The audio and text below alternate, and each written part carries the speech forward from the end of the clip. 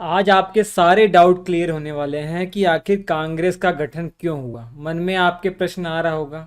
नमस्कार, मेरा नाम है रवि यादव। मैं आप सभी का स्वागत करता हूं।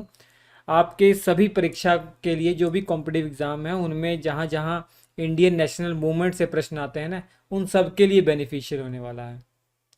आज इस वीडियो में मैं आपको बताऊंगा कांग्रेस का गठन क्यों हुआ था, और इसके साथ ही मैं आपको बताऊंगा कि जो लाला लाजपत राय की सेफ्टी वाल्व थ्योरी है वो भी मैं समझाऊंगा, और तड़ित चालक सिद्धांत जो गोपाल कृष्ण गोखले के द्वारा दिया गया वो भी मैं इस वीडियो में बता दूंगा।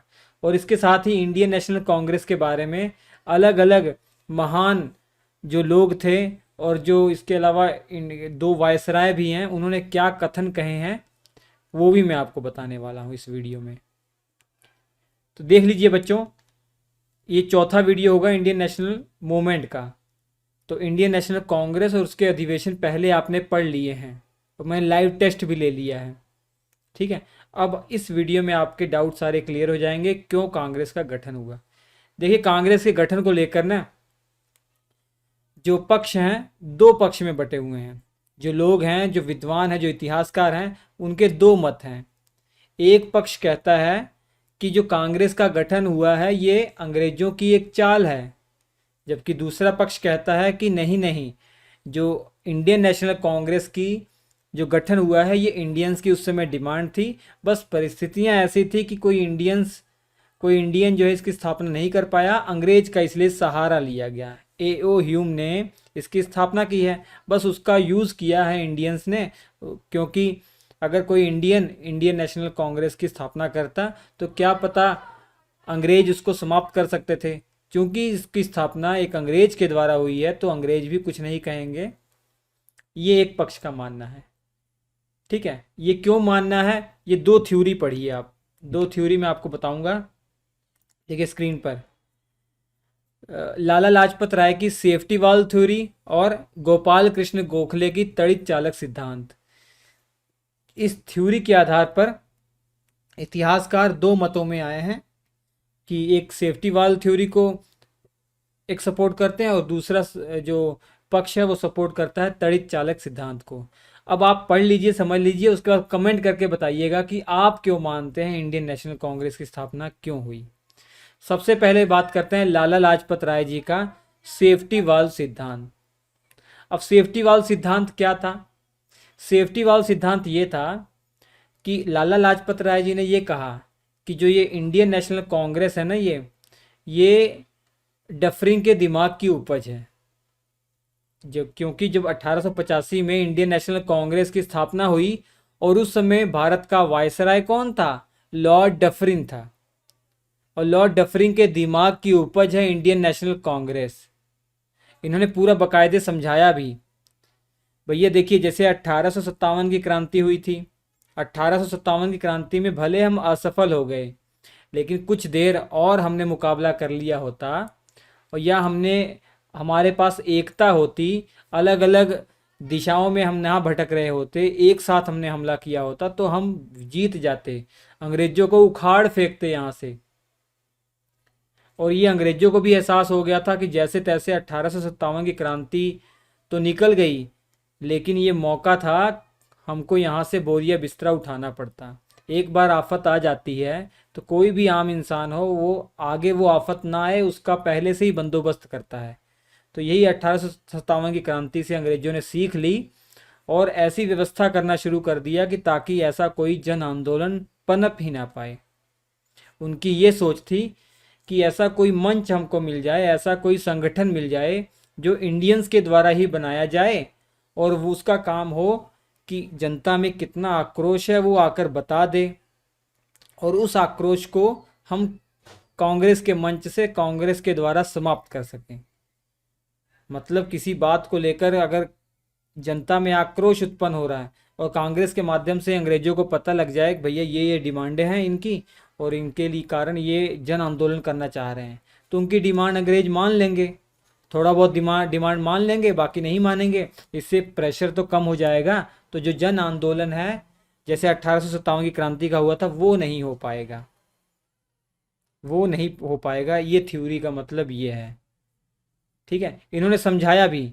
जैसे प्रेशर कुकर में एक सेफ्टी वाल्व होता है जो प्रेशर कुकर को फटने से बचा लेता है, वही कांग्रेस का काम था कि पूरा अंग्रेजों को समाप्त होने से बचा बचा रही थी कांग्रेस, ताकि जन आंदोलन जो है वो पनप ना पाए।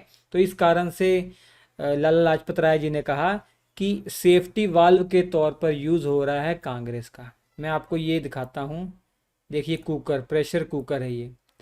प्रेशर कुकर में ध्यान से देखेंगे, ये वाला एरिया देख रहे हैं, यहाँ पे एक सेफ्टी वाल्व है। जब इस कुकर में पूरा प्रेशर बन जाएगा, इस प्रेशर कुकर में पूरा प्रेशर बन जाएगा, तो जो प्रेशर है सीटी के माध्यम से निकल जाता है। अगर बाई चांस सीटी ना बजी या ब्लॉक हो गई तो पूरा कुकर नहीं फट पाता। तो ये वाला इलाका, जो ये वाला क्षेत्र है, सेफ्टी वाल्व जहाँ है, ये कमज़ोर होता है, यहाँ से लीक हो जाता है, प्रेशर निकल जाता है, तो पूरा कुकर फटने से बच जाता है। और यही सिद्धांत अपनाया, यही जो कंसेप्ट अंग्रेजों ने अपनाया। तो मान लीजिए ये अंग्रेज हैं और इसके अंदर जनता है, जनता का आक्रोश, प्रेशर नूमी आक्रोश अगर बढ़ेगा, और ये जो सेफ्टी वाल्व और कोई नहीं कांग्रेस है, और कांग्रेस के माध्यम से ये प्रेशर निकल जाएगा और पूरा कुकर नहीं फट पाएगा, अर्थात अंग्रेजों को कोई नुकसान नहीं हो पाएगा। ये कहना था लाला लाजपत राय जी की सेफ्टी वाल्व सिद्धांत का। सेफ्टी वाल्व थ्योरी के बारे में सबसे महत्वपूर्ण मैं आपको चीज़ बताने वाला हूँ, किस किताब में कहाँ पे इन्होंने दिया, तो नोट कर लीजिएगा। इन्होंने सेफ्टी वाल्व थ्योरी, ये पेन क्यों नहीं चल रहा, इन्होंने सेफ्टी वाल्व थ्योरी 1916 ईस्वी में अपनी पुस्तक यंग इंडिया, याद रखिएगा, बहुत लोग आपको गलत पढ़ा रहे होंगे, या कई किताबों में भी जो स्टैंडर्ड किताबें नहीं है उसमें बताया होगा कि यंग इंडिया समाचार पत्र में ये सेफ्टी वाल्व थ्योरी छापी गई थी। नहीं, यंग इंडिया समाचार पत्र तो गांधी जी के द्वारा चलाया गया था, वो बहुत बाद में चलाया गया था, जब लाला लाजपत राय जी की मृत्यु हो गई थी उसके बाद चलाया गया था, 1931 की बात है। जबकि 1928 में ही लाला लाजपत राय जी की मृत्यु हो जाती है, आप सभी जानते हैं, उनके ऊपर जब लाठीचार्ज होता है।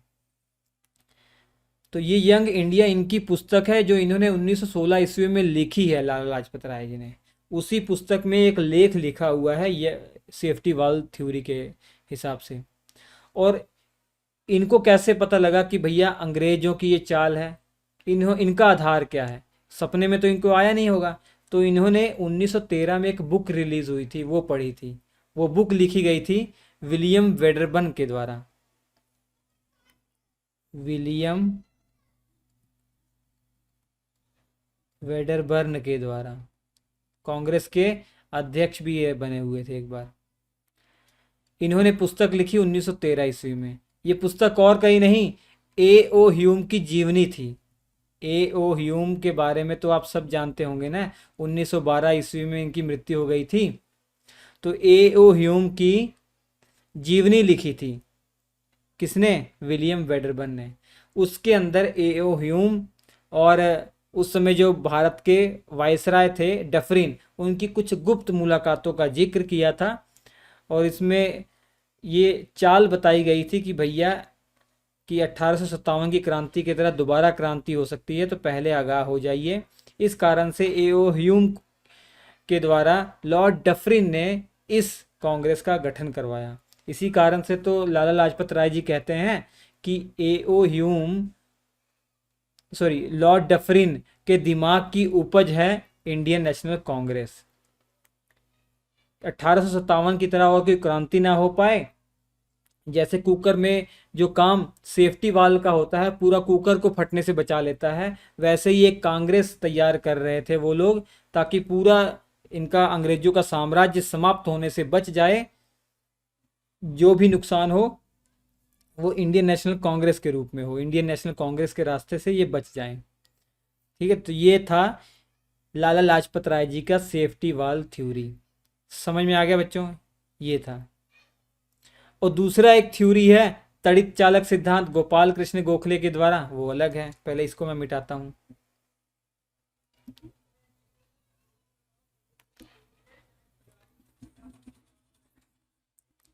ठीक है, अब दूसरा जो थ्योरी है ये गोपाल कृष्ण गोखले के द्वारा तड़ित चालक सिद्धांत है।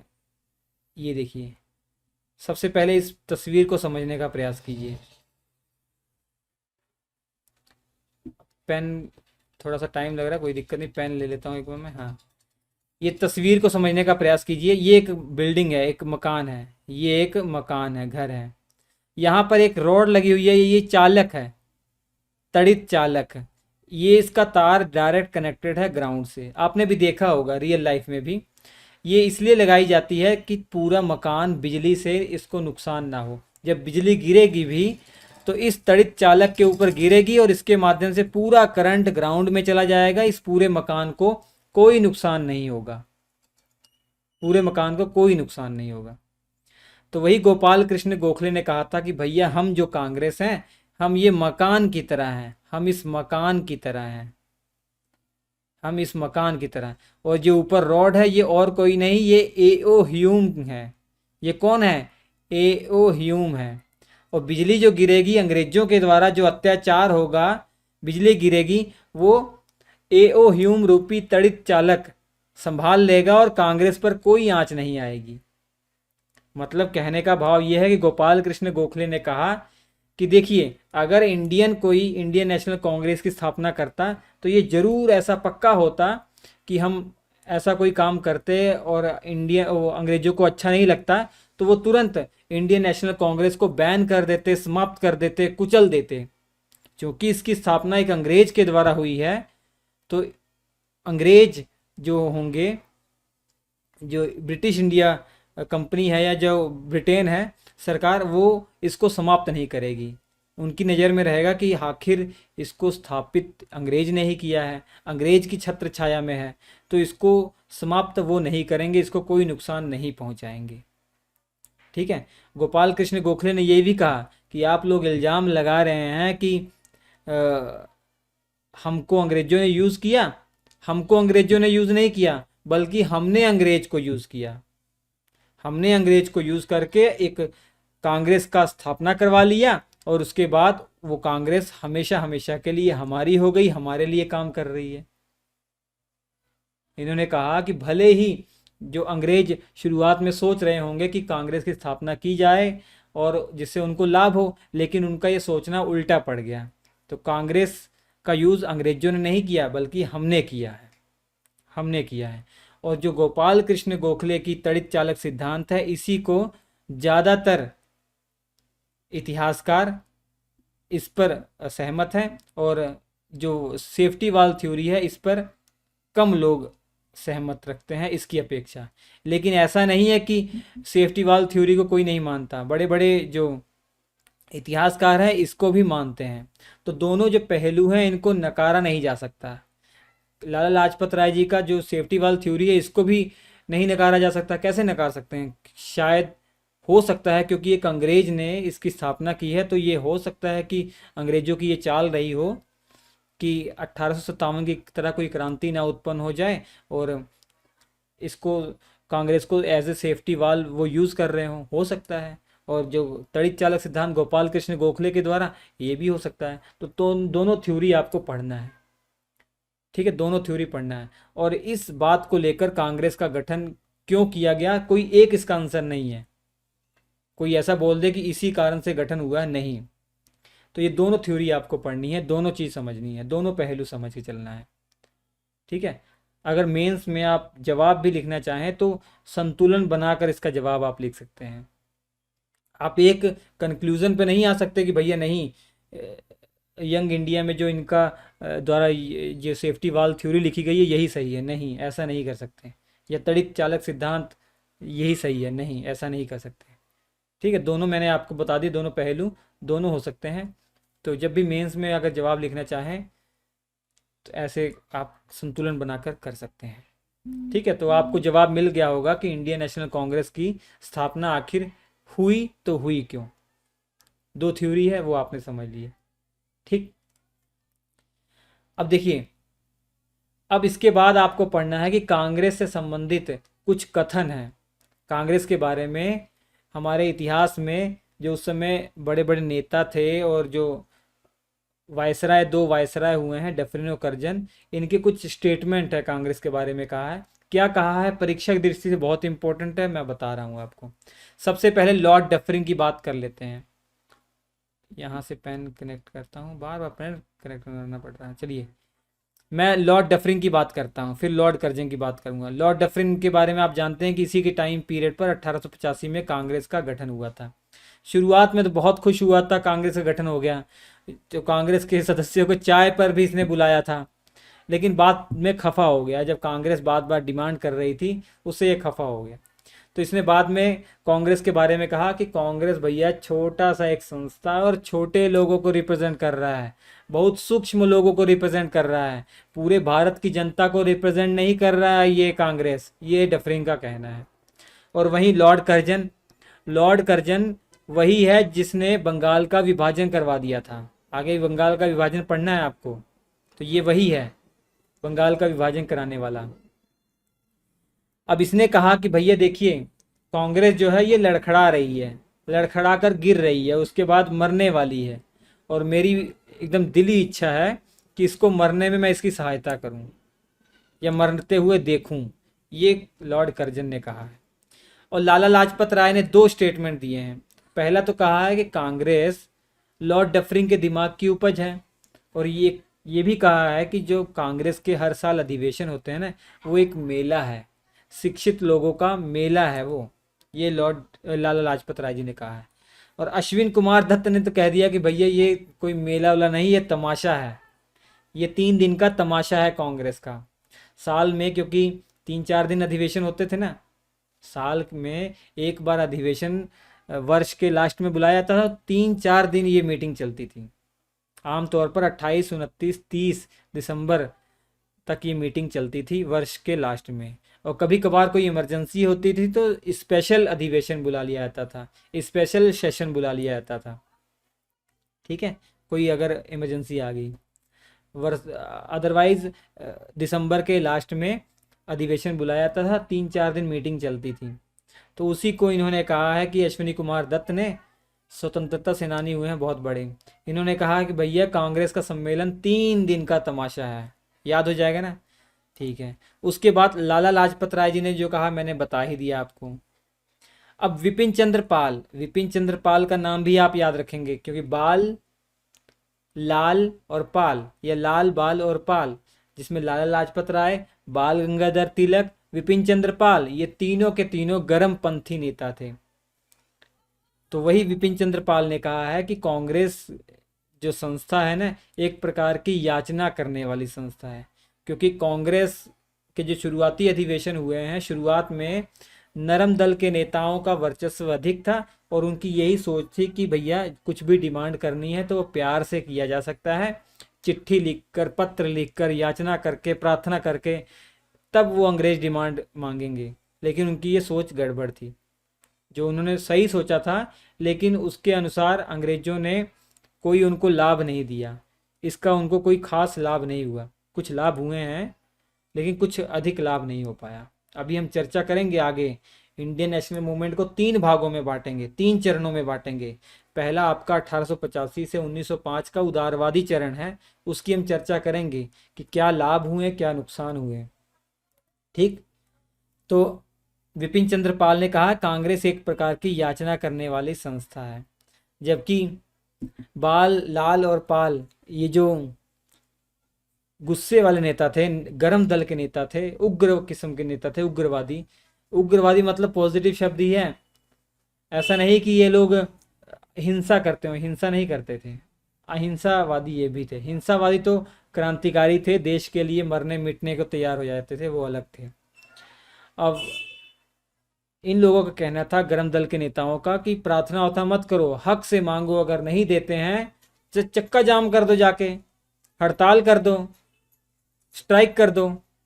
ये इनकी सोच थी। ठीक है, तो इसलिए कहा कांग्रेस एक प्रकार की याचना करने वाली संस्था थी। याचना प्रार्थना पर विश्वास नहीं रखते थे गर्म दल के नेता। बाल गंगाधर तिलक ने कहा भैया साल में एक बार मेंढकों की तरह बाहर आकर टर्राओगे तो उससे कुछ हासिल नहीं होने वाला है। आमतौर पर आप देखते हैं, गांव में जाकर देखिए, जब बारिश का मौसम होता है साल में एक बार, सीजन आता बारिश का, तो कितने सारे मेंढक बाहर आके पीले पीले आवाज़ें करते हैं, टर टर की आवाज़ें करते हैं। उसी के लिए एक बाल गंगाधर तिलक ने कहा कि साल में एक बार टर्राओगे, जो सेशन हो रहे हैं, अधिवेशन हो रहे हैं, उनको लेकर कह रहे हैं, तो उससे कुछ हासिल नहीं होगा। एक बार मीटिंग बुला लोगे वर्ष के लास्ट में और सब जने बोलोगे, भाषण दोगे, उससे कुछ हासिल नहीं होगा। बंकिम चंद्र चटर्जी या बंकिम चंद्र चट्टोपाध्याय, जिन्होंने वंदे मातरम गाया था कांग्रेस के मंच से, आपको बताया था मैंने, 1896 की बात है, ठीक है। कलकत्ता में अधिवेशन हुआ था। और कांग्रेस के लोग पदों के भूखे हैं, ये इन्होंने कहा। कांग्रेस के जो लोग हैं वो पोस्ट के भूखे हैं, उनको देश प्रेम से कोई मतलब नहीं है, वो पोस्ट के भूखे हैं, पदों के भूखे हैं, अच्छा अच्छा पद मिल जाए उनको, उसके भूखे हैं, ये बंकिम चंद्र चटर्जी ने कहा। इसके अलावा गांधी जी ने एक सुझाव दिया था कांग्रेस को कि भैया अब आज़ादी मिल जाए तो आप कांग्रेस को समाप्त कर दो। तो ये बातें बच्चों आपको याद रखनी है। तो इंडियन नेशनल कांग्रेस से संबंधित सभी चीज़ें आपकी समाप्त होती हैं, स्वाहा। अब इसके बाद अब इंडियन नेशनल मूवमेंट को, भारतीय राष्ट्रीय आंदोलन को 1885 से 1947 तक 3 चरणों में बांट कर पढ़ना है, और पैरेलल में क्रांतिकारी चरण भी होगा, वो भी हम समझेंगे। सब अच्छे से कहानी नुमा पढ़ने वाले हैं। तो चलिए शुरुआत करते हैं अगले वीडियो से, ठीक है। इसके पहले वाले सभी वीडियो आप देख लीजिए। कांग्रेस का मैंने टेस्ट भी ले लिया है, आपको सब समझ में आ गया होगा। एक बार लाइक कर सकते हैं, शेयर कर सकते हैं, और प्लेलिस्ट में जाइए। और 3-4 साल पहले ही हमने इतना इतना सिलेबस कवर कर दिया, अच्छा अच्छा वीडियो बनाकर, कि आप तैयारी घर बैठे अच्छे से कर सकते हैं। तो हम आपसे मिलते हैं अगले एपिसोड में, तब तक के लिए नमस्कार।